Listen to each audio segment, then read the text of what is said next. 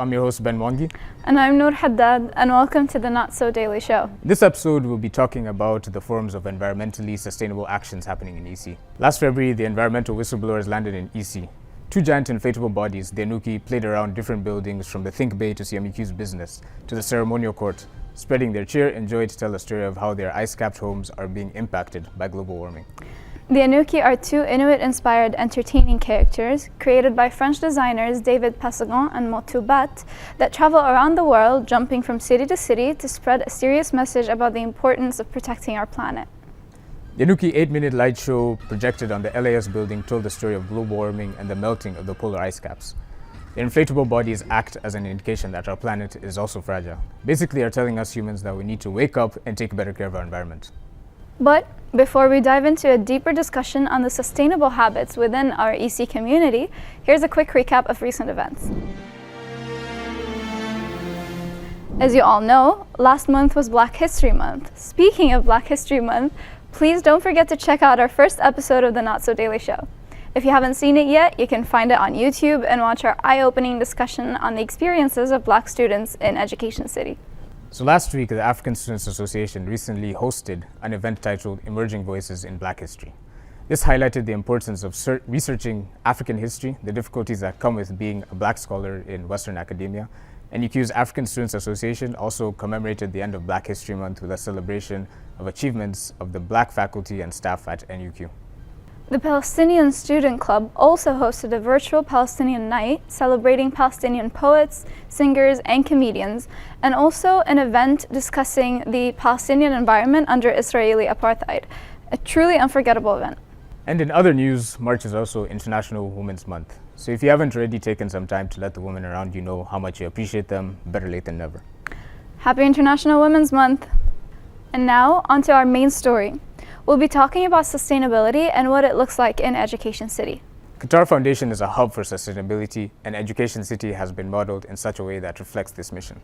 The drive to promote sustainability is reflected in the places that students live and study in, as well as in the recent buildings like the Education City Stadium, which has achieved a 5-star Global Sustainability Assessment System certification.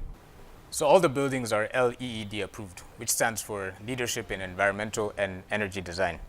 Some of the methods to encourage usage reduction of electricity include the room card system, sensors, lamps, and appliances that use less electricity. In fact, 12.5% of the electricity in the residence halls is generated by wind turbines and solar panels. The residence halls also use 40% less water than similar buildings through low water fixtures, reusing water from showers and sinks, and using drip irrigation instead of sprinkling irrigation.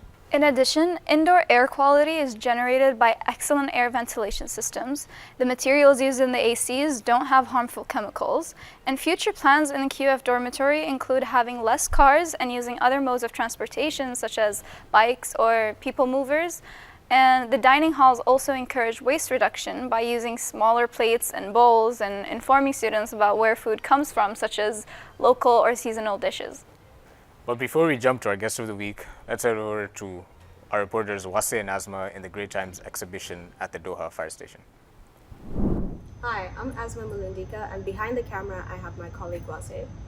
Speaking of sustainability, the artists who took part in the Great Times art exhibition at the Doha Fire Station did not waste an opportunity to make their art pieces come to life even during the lockdown. The art exhibition was curated by Dr. Baha Abudaya and Saida Al-Hulaifi and has been on display from January 20th and will be till July 24th. According to the Qatar Museum's website, the initial plan for this exhibition was actually to find the relationship between visual arts and literature, but unfortunately the pandemic broke out and the artists were forced to abandon their stations at the Doha Fire Station. This unfortunate incident forced the artists and the curators to find a way forward with the Artist in Residence program, which is what this exhibition is all about. The artists were forced to work in the confinement of their own homes and use very limited supplies, but they still put off some great pieces. A total of 18 artists took part in this exhibition, so why don't we go check out what they did.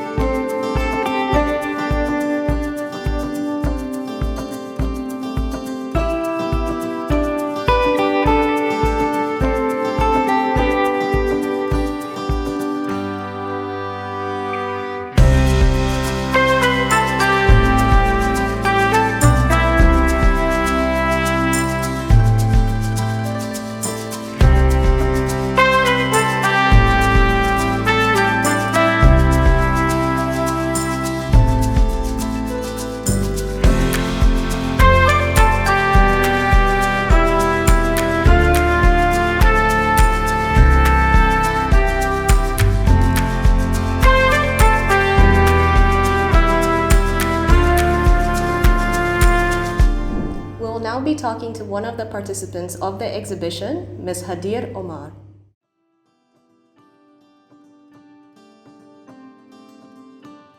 There are other people I know for sure that they flip their stories completely.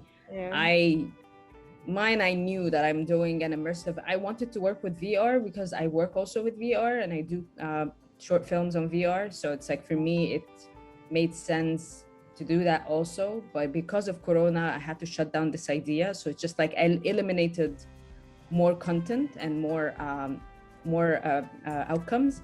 But again, the main installation was gonna be something immersive.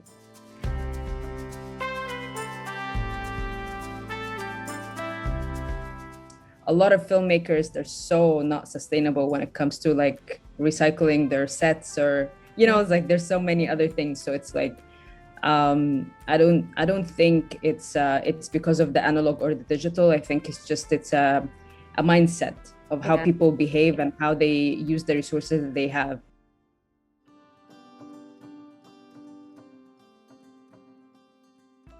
Usually you leave a piece behind to QM to take it with, it's like they can use it later. But because mine is like bits and pieces of things, like I'm not gonna give them the video file and be like, here you go, you own that.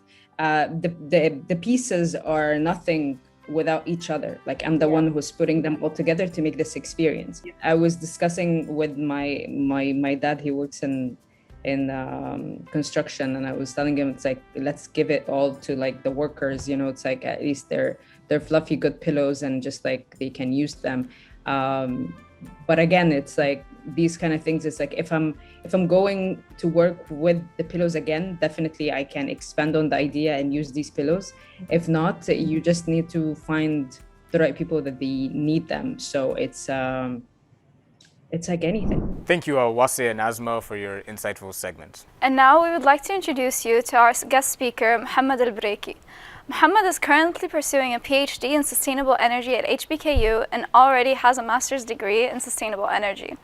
In addition to this, Mohammed has published a number of journal papers in high-ranked journals and has participated in global and local conferences, and was also awarded Oman's National Research Award in 2020. So welcome, Mohammed. One of the biggest environmental injustices that occur is the issue of environmental racism, where one of its manifestations is making minority communities into a dumping site for hazardous waste, etc.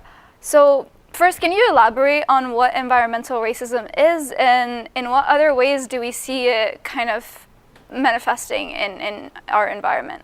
Environmental racism is a concept in environmental movement.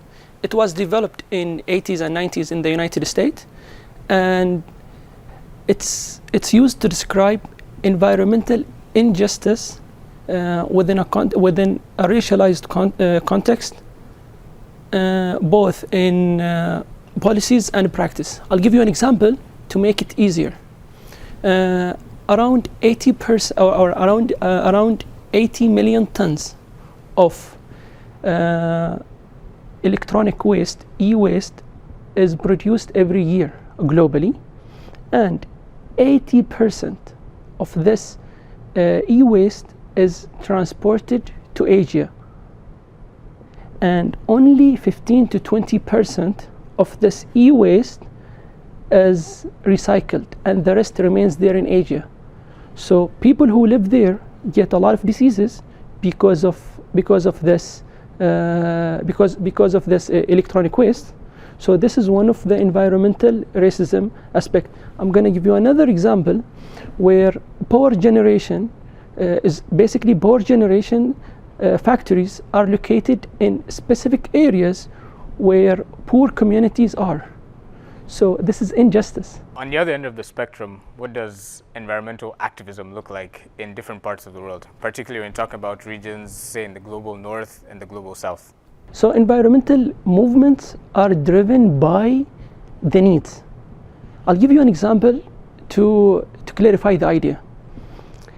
Here in Qatar, we have heard a lot about clean energy production, because this region produce energy from oil and gas. Okay, so we hear a lot of initiatives about producing clean energy. So since this region is producing energy, we hear a lot about environmental movements in regard with energy. Let's look at other example. China.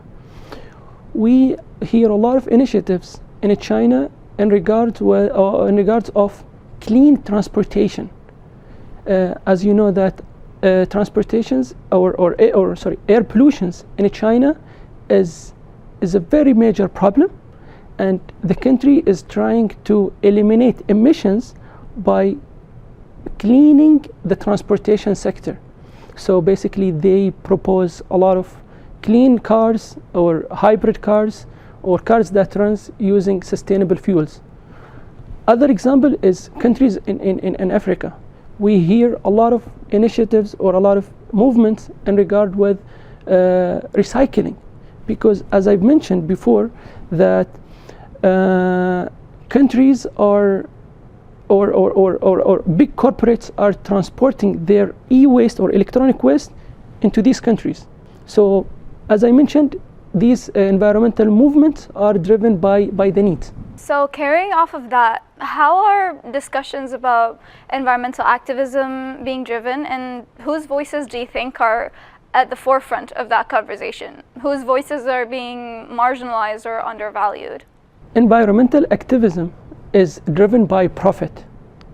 So basically, these big corporations, as I mentioned regarding electronic waste, produce a lot of electronics to gain a profit. And if we notice that in the past, these poor countries didn't have an issue, or we didn't hear them a lot. So who are at front of these environmental activism is big corporations, and who are at the back are poor communities. So do you think that doing environmental activism is more accessible for some but hard to do for others? So what's your view on the different levels of privilege that exist to be able to afford to be an environmental activist in different parts of the world? The answer of this question is yes. And I'm going to give you an example to clarify the idea. I'll compare two countries, China and Qatar. So China is producing energy using wood. However, Qatar is producing energy using natural gas. The emissions that's coming from producing energy from wood is much higher compared to natural gas.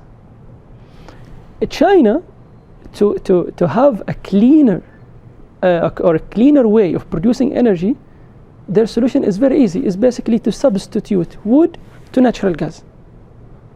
So it's easier for them to be environmental friendly. Okay, now let's look at Qatar.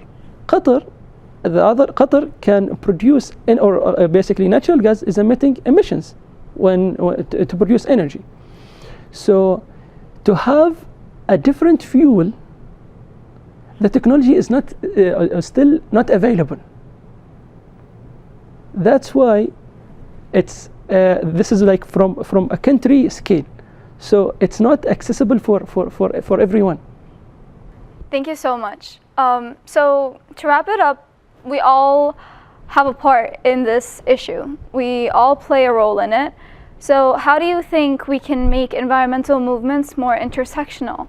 How can we make everyone more aware of our collective responsibility?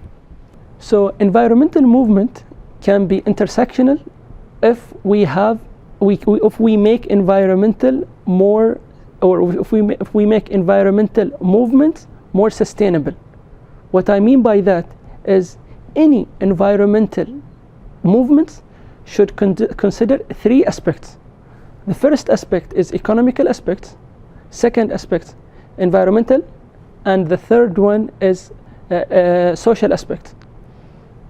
So basically any environmental movement needs to be accepted by people and needs to be environmentally friendly, and last but not least, it needs to be economically feasible. Thank you so much, Mohammed, for this wonderful discussion. So if you want to learn more about how sustainability, climate change, the environment, and how all are interconnected, some brilliant documentaries we recommend include An Inconvenient Truth, Minimalism, a documentary about the important things, and lastly, Our Planet. Some interesting books worth your time include The Human Age, The World Shaped by Us, and Sustainability for the Rest of Us, and How Bad Are Bananas, The Carbon Footprint of Everything. There's tons of resources out there, such as podcasts like Sustainability Defined, there's TED Talks, and there's Netflix series. There's a medium of choice for everyone who wants to learn more. So thank you so much for tuning into the Not So Daily Show, and we hope to see you next time.